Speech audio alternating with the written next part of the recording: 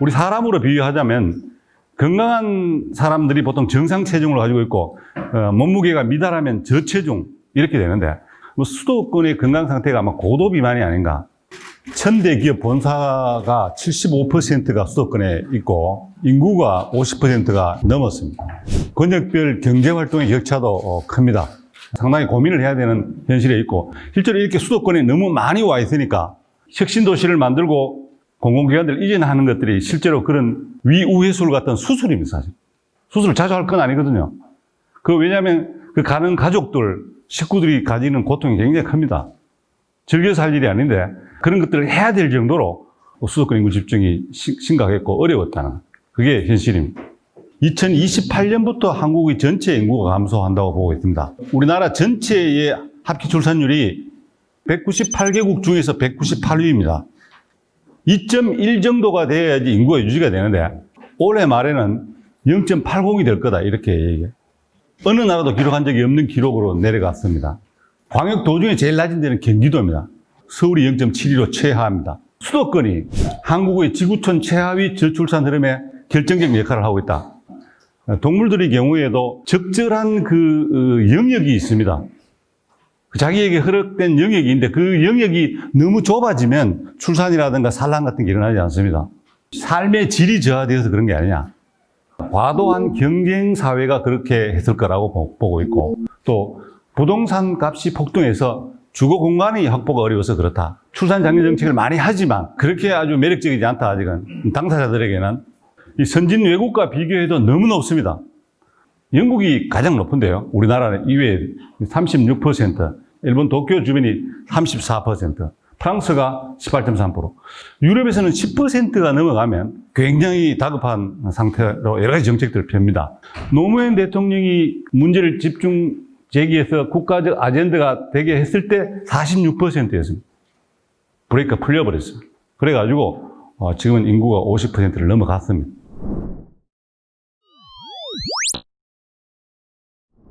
국가균형발전위원회에서 해오고 있는 정책들입니다. 여기 국가균형발전 비전과 전략 발표가 2018년 2월에 있었고요. 3대 전략국의 핵심 과제가 마련이 되었습니다. 그리고 균형발전 컨트롤타워의 기능이 강화되어서 국가균형발전위원회로 명칭이 복원돼요. 앞에 정부 때, 두 개의 정부 때 이름을 바꿨었습니다, 사실은. 지역발전위원회 이렇게 돼요. 균형이란 말을 뺐죠. 국가라는 말도 뺐고. 그래서 다시 복원이 됐습니다. 그리고 세 번째, 지역혁신 가버넌스 구축. 시도 지역혁신협의회를 구성하도록 했고 전국적으로 현재 구성이 되어 있습니다. 그렇게 해서 지역발전 전략 수립 사업계획 등을 같이 논의하고 있습니다. 네 번째, 제4차 국가균형발전 5개년 계획이 수립이 되어서 지금 진행 중에 있습니다. 3개 부문 9개 핵심 사업이 시도 역점 과제로 제시가 되고 진행 중에 있습니다. 그리고 다섯 번째, 지자체 주도 지역발전 투자 협약이 추진이 됐습니다. 이건 혁신도시 시즌2 로드맵이 마련이 되었고 1차 공공기관을 이전하면서 발생했던 여러 가지 문제점들을 보완하는 그런 것들이 여기에 포함이 되어 있습니다. 지역 인재 채용 의무제도 적용이 되기 시작해가지고 현재 한 26%까지 적용이 되고 있습니다. 매년 3%씩 올립니다. 이 정부가 끝날 때 30%가 되도록 이렇게 맞춰 나왔습니다. 많은 인재들이 지역에서 뽑힐 수 있도록 기회를 이렇게 주고 있습니다.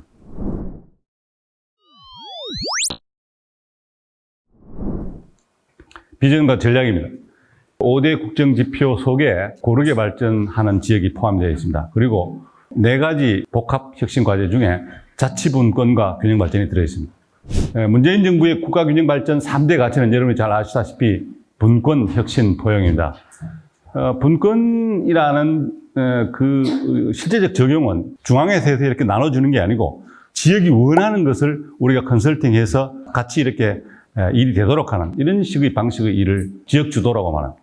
그리고 혁신 성장, 이 지역 경제 산업 발전이 되는데 이런 혁신적인 내용들을 포함해서 다음 세대를 위해서 가도록 하는 이런 유도를 하고 있습니다. 포용, 이 사회 통합, 지역 간에 수도권과 비수도권 간에도 물론 그렇지만 비수도권 내에서도 균형 발전을 저희들이 추구하고 있습니다. 그렇게 해서 지역 주도 자립적 성장 기반이 마련이 되면 결과적으로 지역이 강한 나라, 균형 잡힌 대한민국이 되지 않겠나 이렇게 생각하고 저희들이 세 가지 전략을 키워드로 가지고 있습니다. 사람, 공간, 산업입니다.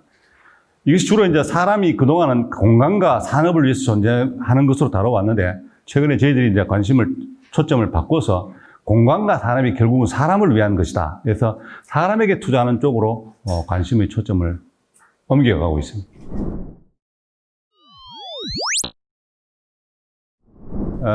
현재 지금 추진하고 있는 일들을 저희 잠깐 소개를 하겠습니다.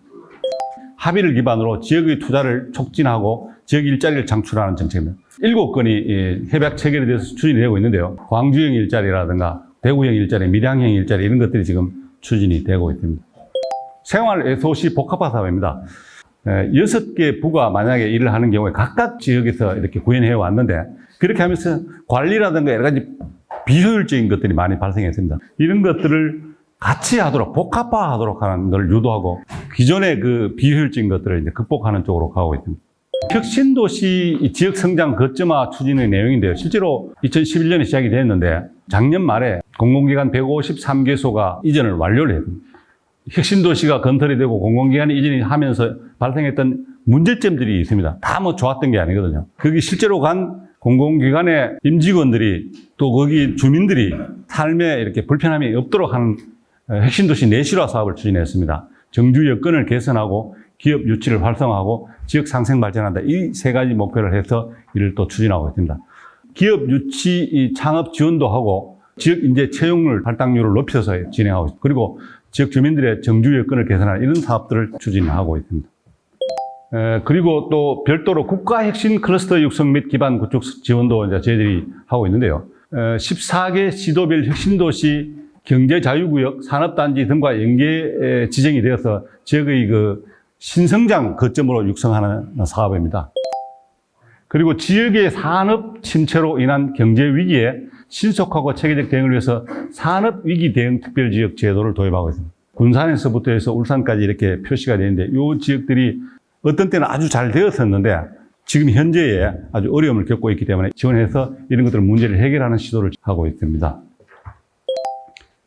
그리고 지역발전투자협약제도도 확산을 시키는데 중앙정부 주도의 균형발전 사업들을 지방정부 주도의 균형발전 사업으로 바꿔가고 있습니다. 그 안에 이제 지역발전투자협약을 거쳐서 이렇게 하고 있습니다. 지자체 주도 다부처 묶음 사업이 11건이 시범 사업이 선정이 추진이 되고 국비가 한 1,000억 원 정도 투자되고 있습니다. 요거는 최근에 저희들이 이제 새로 도입하게 된 건데 그동안에 보통 국가에서 사업을 할 때는 구비 조건이 좋은 그런 지역을 경쟁의 우위라고 생각해서 지원을 주로 해왔습니다. 그렇게 되니까 지역의 그 여건이 불비한 데는 그 기회가 가지 않습니다. 결과적으로 수도권에서 또 사업을 따가는 경우가 많아가지고 이건 아니다라고 생각해서 국가 균형발전 지표를 만들었습니다. 여러 가지 국가의 사업들 결정을 할 때 그전과 다르게 이 지표들을 사용해서 지역이 유리하도록 하는 것들을 구체적으로 적용해 나가고 있습니다. 이것들을 고민했던 선진국들의 예들을 우리가 많이 배우고 이렇게 합니다. 일본이라든가 프랑스라든가 교류를 많이 해왔는데요. 또 최근에는 인도네시아라든가 베트남이라든가 이런 나라들이 우리가 했던 경험을 사가려고 합니다. 그래서 이런 것에 대한 국제 교류가 필요하다고 해서 위원회 내에 국제 교류를 할 수 있는 것들을 넓혀서 활동들을 진행해 가고 있습니다.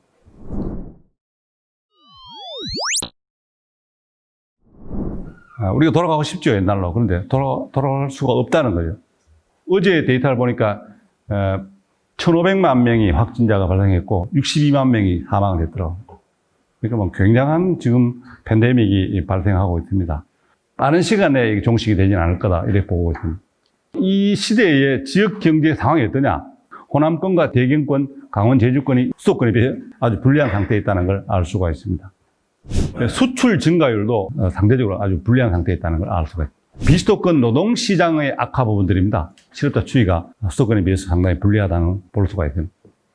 인구 유출에 대한 것도 지방정부 단위의 대응이 필요한데요. 보시면 이 짧은 기간에도 충청권, 대경권, 동남권, 호남권에서 인구가 이렇게 빠져나가서 수도권으로 집중하는 걸 볼 수가 있습니다.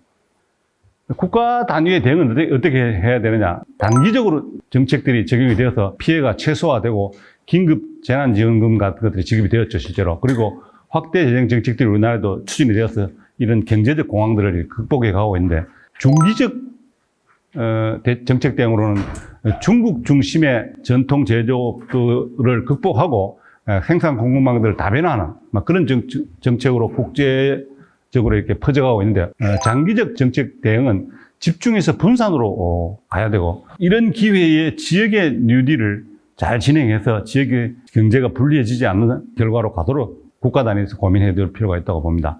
그리고 비대면 문화가 확산해서 이제 디지털 인프라의 확충이 이루어져야 된다고 보고 있고, 기후변화 대응해서 탄소 제로 방향으로 그린 에너지 정책들을 펼쳐가는 것이 맞고, 현재 정부가 그렇게 추진하고 있습니다. 사실은. 이상입니다. 감사합니다.